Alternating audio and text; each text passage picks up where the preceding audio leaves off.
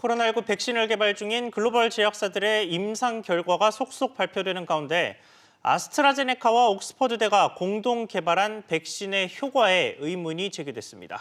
실수로 투여한 용량이 오히려 나은 결과를 가져왔다는 건데 이 우연한 행운을 믿을 수 있냐는 겁니다.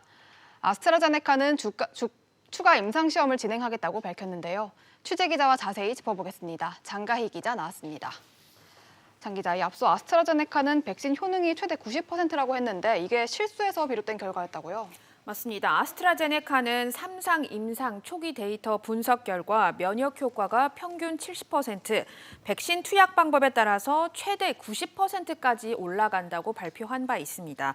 여기서 말한 백신 투약 방법이라는 게 백신을 총 2번 받는데 1차 접종 때는 정량의 절반을, 또 2차 때는 정량을 다 투여했을 때 면역률이 90%를 나타냈다는 겁니다. 1차, 2차 접종 때 전량을 투여할 시 효과가 62%에 그쳤기 때문에 평균치는 70%로 발표가 됐었습니다. 연구팀은 이 같은 내용을 발표하면서도 왜 차이가 발생했는지는 추가적인 시험이 필요하다고 언급했는데요. 앞서 이번 주 초 아스트라제네카 부사장의 발언을 들어보시겠습니다. I also need to admit that it was a little bit of a surprise to all of us in order to see this difference. Half dose, full dose clearly has a better efficacy, and we will do more research in the weeks to come in order to better understand the mechanism here. 네, 그런데 이 때문에 백신의 그 유효성 자체, 신뢰성 자체를 믿을 수 있겠느냐 이런 문제가 좀 제기가 됐어요. 네, 어제 뉴욕타임스가 이처럼 보도를 했는데요. 임상시험 중에서 이 연구진의 중대한 실수, 그러니까 투약 방법에서 실수가 한 번 있었고 또 첫 투약에서 정량의 절반만 맞은 사람들이 결과적으로 90%의 효과를 나타냈다는 겁니다. 또 임상 참가자들이 55세 이하로 고령층이 없다는 점에서 뒤늦게 이게 드러났기 때문에 또 논란이 또 커지게 됐고요. 아스트라제네카는 여기에 더해서 정량의 절반만 투약한 집단, 또 모두 투약한 집단, 또 위약을 마친 집단에서 얼마나 확진 사례가 나왔는지 이것도 공개하지 않았었습니다.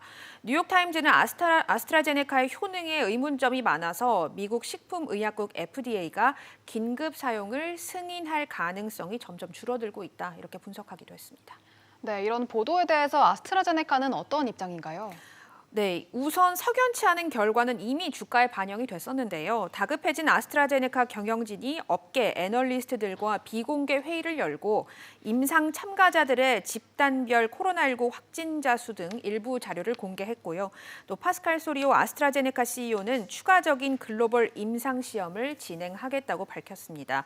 그러면서 영국과 유럽연합에서는 백신 승인이 지연되지 않더라도 미국에서는 좀 더 시간이 걸릴 것이라고 전망을 했습니다. 아스트라제네카는 전체 글로벌 백신 구매량인 68억 회분의 36%를 차지하는데요.